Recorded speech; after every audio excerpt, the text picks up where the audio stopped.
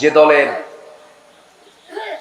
রাজনীতি কোরআন দিয়ে নয় সেই দল করা হারাম। আসতে কন কেন? আসতে কন কেন? মুমিন সূরা আনফালের শুরুতে 2 নম্বর আয়াতে সুন্দর করে আল্লাহ রাব্বুল আলামিন বলছেন, যারা পারেন এই আয়াতগুলো সবারই মুখস্থ থাকা দরকার। আল্লাহ রাব্বুল আলামিন সুন্দর করে বলছেন, ইন্নামাল মুমিনুনা আল্লাযীনা ইযা যুকিরাল্লাহু ওয়াজিলাত কুলুবুহুম ওয়া ইযা তুলিয়াত আলাইহিম আয়াতুহু যাদাতুহুম ঈমানান ওয়া আলা রাব্বিহিম ইয়াতাওয়াক্কালুন। জোরে বলুন আল্লাহু আকবার। মুমিনের 3টা দিক আল্লাহ রাব্বুল আলামিনের জায়গায় তুলে ধরেছেন। নাম্বার 1 হলো আল্লাহর জিকির করা। আল্লাহর জিকির করলে পরে যারা প্রকৃত যারা ঈমানদার তাদের দিলটা প্রকম্পিত হয় কার ভয়ে? আল্লাহর ভয়ে। আসতে বলবেন না, কার ভয়ে? আল্লাহর ভয়ে।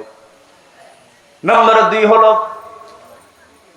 ঈমান যদি একটু দুর্বল থেকে থাকে, কোরআনের সুন্দর করে তেলাওয়াতের মধ্য দিয়া, কোরআনটাকে বোঝার মধ্য দিয়া, তিলাওয়াত, কিরাআত, দিরাসাত, তাদাব্বুর সমস্ত হকগুলো আদায় করে যে বান্দা কোরআনের হক আদায় করে কোরআনটা সুন্দর করে বোঝার চেষ্টা করবে, ঈমান যদি দুর্বল থাকে কোরআন শোনার সঙ্গে সঙ্গে তার ঈমানটা শতগুণে বৃদ্ধি পেয়ে যায়। জোরে বলি সুবহানাল্লাহ।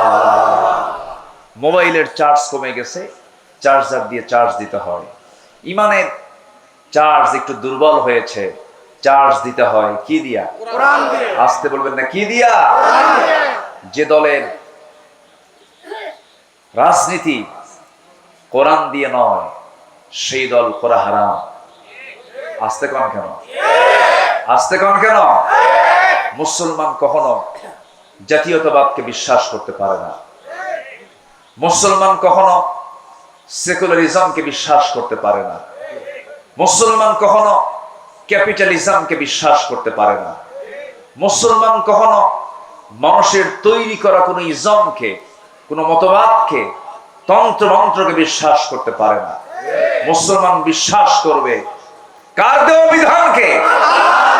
আল্লাহর দেওয়া বিধানকে মুসলমান বিশ্বাস করবে।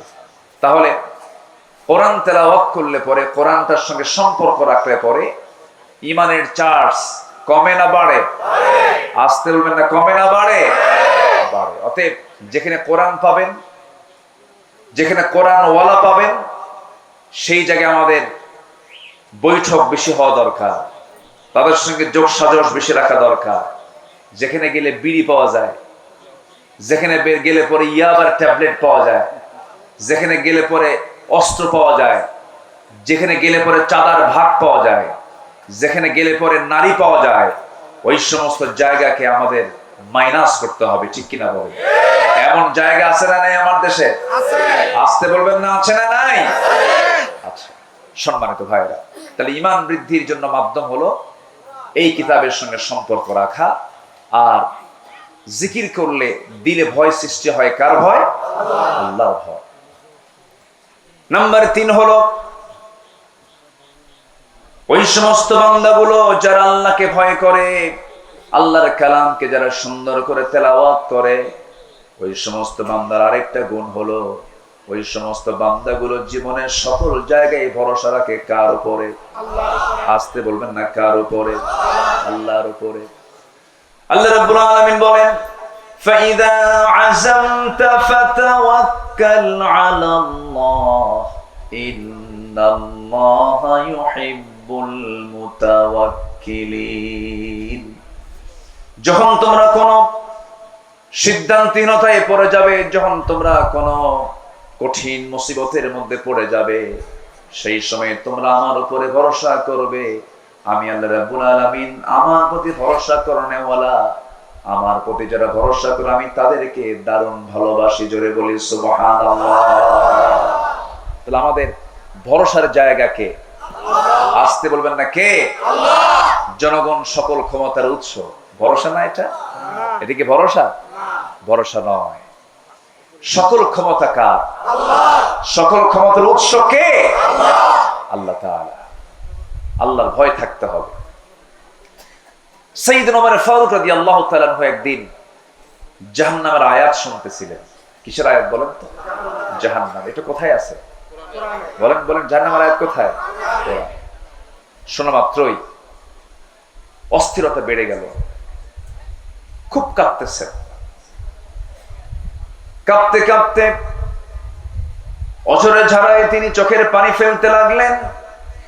অস্থির চিত্ততা নিয়ে তিনি নিজেকে বলছেন, ওই হাকায়া ওমর আন্না লাকান নাজাহ, ওমর তোমার জন্য কি নাজাত আছে নাকি? তোমার জন্য কি নাজাত আছে নাকি? চিৎকার করে করে কান্নাকাটি করছেন, চোখের পানি ফেলে ফেলে কাঁদতেছেন। অথচ যে ওমর আল্লাহ রাব্বুল আলামিন দুনিয়ার জিন্দেগিতে জান্নাতের ঘোষণা দিয়েছেন, ওমর জান্নাতি। রাসূল নিজে বলেছেন, ওমর ফিল জান্নাহ, ওমর জান্নাতি। সে ওমর যদি জাহান্নামের আয়াতগুলো শুনতে শুনতে অস্থির হয়ে যান, চোখের পানি ফেলে ফেলে কাঁদেন। এই জীবনের বৃদ্ধির দিকটা আমরা যদি নিজের জীবনে বাস্তবায়ন করতে চাই, জাহান্নামের যে আয়াতগুলো আছে, আয়াতগুলো আমাদের সামনে নিয়ে আসার দরকার আছে না নাই? আছে। আমরা সুন্দর করে কোরআনটা পড়বো, জোরে বলি ইনশাআল্লাহ। কোরআনটা বেশি বেশি পড়বো, বেশি বেশি শুনবো, কোরআন শুনবো বেশি, গান শুনবো।